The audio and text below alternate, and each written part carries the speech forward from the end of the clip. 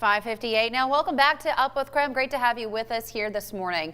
Now we begin this morning with breaking news. This morning, Interstate 90 is back open in Spokane Valley. This follows a 4-car crash between Argonne and Pines. And it happened last night, closing at least one westbound lane and backing up traffic for hours. Washington State Patrol troopers arrested one person on suspicion of driving under the influence. Troopers also say a minor went to the hospital, but otherwise no major injuries are reported.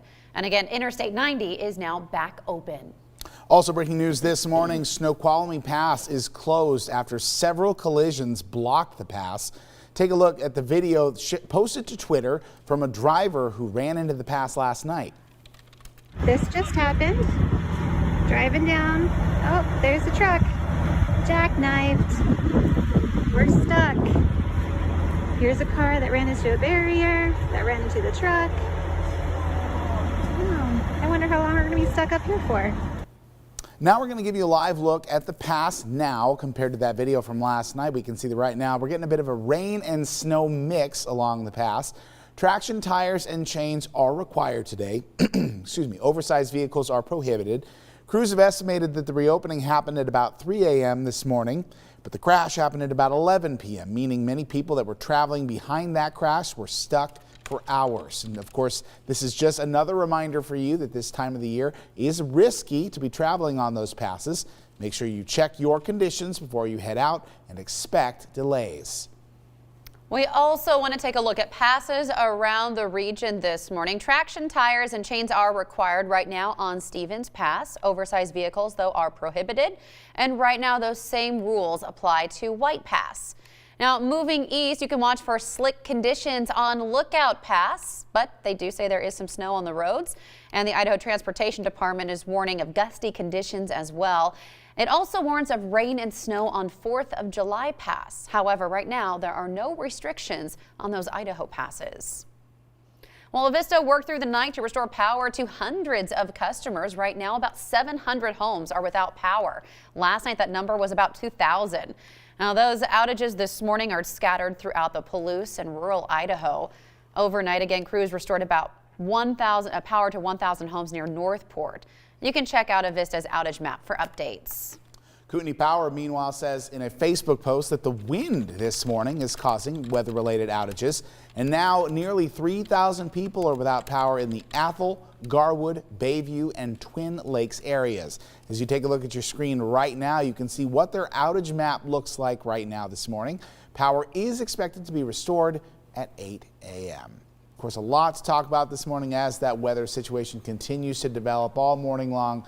But there is another weather situation that's been developing as well. And that is, Jeremy, is it the possibility of snow? Oh, man. I knew as soon as I said it, I was in for it. And I know everyone at home is going, there's a chance of snow. Yeah. Now, we are days out. And as a meteorologist, I always keep notes. I keep a spreadsheet on how accurate I am with my forecast. I hate myself some days when I go home and it's a little bit windier, a little bit cloudier, a little bit sunnier, and I write down what happened and why I went wrong and what I could change in the future. And there are a lot of things at play as we head into the end of the week, and all of the things in my notebook suggest that the snow's not happening. But I'm an optimist, so let's talk about it. All right, temps staying quite mild this morning. That's thanks to all of our wind overnight.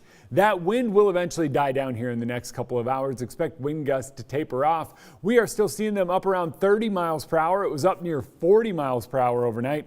That is what caused some of those power outages. We had some trees topple. One branch 3 inches in diameter did fall because of some of that wind. So there have been reports of that across the region. And as we get our new air mass to settle in, we are going to watch that wind die down. But what else it does, it starts clearing us out. We'll see more sunshine as we head into the second half of the day. Notice the snow continues up and over Lookout Pass, so be ready for that if you're heading up and over and into western Montana. Tomorrow, looking much better. If you can wait to travel mountain passes, everywhere will be better tomorrow. And oh yeah, when you don't have clouds, the Christmas star is going to be out tonight. It's going to be out tomorrow. It's going to be out Thursday. You have plenty of opportunities to catch it. But bundle up. Temperatures are going to trend a bit cooler, and that sets the stage. Now, Joshua mentioned it. Later on this week, we do have a storm moving in. I'm going to break down the possibility of some Christmas snow coming up, but just know that you got to bundle up. Temps are cooler, and that sets the stage for the possibility of that Christmas snow. And Jen, I don't have words. I don't. It's still a few days out. Things could change Drastically. And you're calling it a Christmas miracle if we do see snow. But hey, if we're going to have one, this is the time of year to have it, right? There we go. We could end 2020 with a miracle. All right, Jeremy, thank you. 6:03 now. Well, this morning we are waiting for President Trump to sign a new COVID-19 relief package.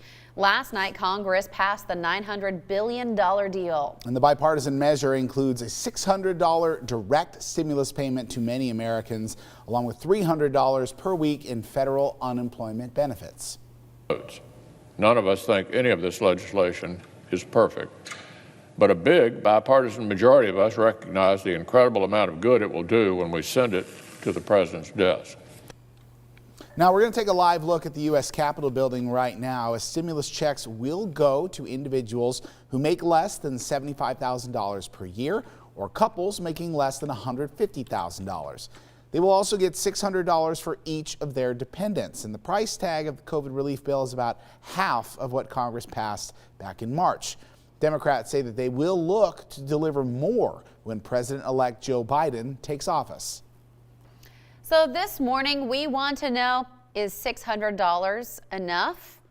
We want to hear what you have to say. This is a Twitter poll that we've had up this morning, and an overwhelming amount of you say no, it's not enough to help. 72% of you saying it really just is not going to help. So let us know what you think. You can vote right now in this Twitter poll. You can also text us what you think at 509-448-2000. I've seen a few of you actually texted this morning as we've been talking about this. Most of you are saying it's just really, again, not enough. But again, we're going to be talking about that all morning long this morning. And of course, several countries now are banning travelers from the UK. Washington is the first state in the U.S. to do the same. Dana Marie McNichol tells us what it entails. Well, Governor Inslee issued restrictions yesterday for travelers coming from countries where a new variant of COVID-19 is circulating. Now, this does include the United Kingdom and South Africa. The proclamation requires travelers who have been in those regions to quarantine for 14 days when they arrive in Washington. Health officials also ask those travelers to get tested for COVID-19 when they arrive back in the state. So today's action is a common sense public health measure in response to developments in Europe. And it is another attempt to keep Washingtonians safe from this potentially fatal disease. The only exception to that travel restriction is flight crews. Countries around the world are imposing bans and restriction on travel from the UK to stem the transmission of the coronavirus variant. The new variant discovered in the UK prompted authorities to impose a Tier 4 lockdown in London. Since the UK lockdown was announced Saturday, nearly 40 countries in Europe, Asia, South America, and the Middle East have restricted travel from the UK. And airlines are starting to react to the new strain of the coronavirus in the UK. British Airways, Delta, and Virgin Atlantic will now only allow passengers who test negative for COVID to fly from New York's JFK Airport from Britain.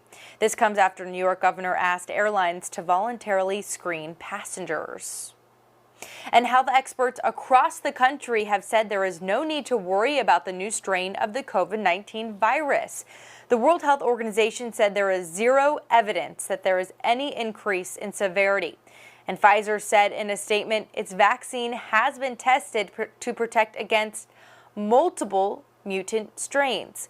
So the company says it's now working on gathering data to see how well its vaccine can neutralize this specific new strain in the UK.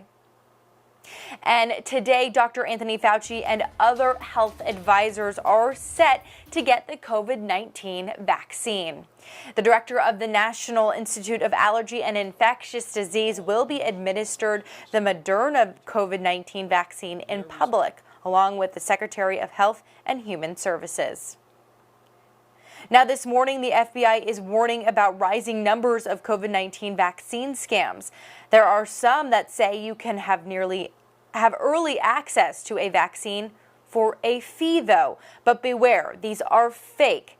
They're often trying to steal your personal information or money. Experts say if it sounds too good to be true, it probably is. So never share your bank information and consult your doctor before getting any type of vaccine. All right, Dana Marie, thank you so much. 6:08 now. This morning, Spokane County is distributing another round of free PPE. After the break, Nicole Hernandez tells us who qualifies for that program. And we do have the chance of some snow on Christmas. We've been talking about it all morning. I will break it down and let you know how it happens or how it might happen and why I don't think it's a great chance. Coming up after the break.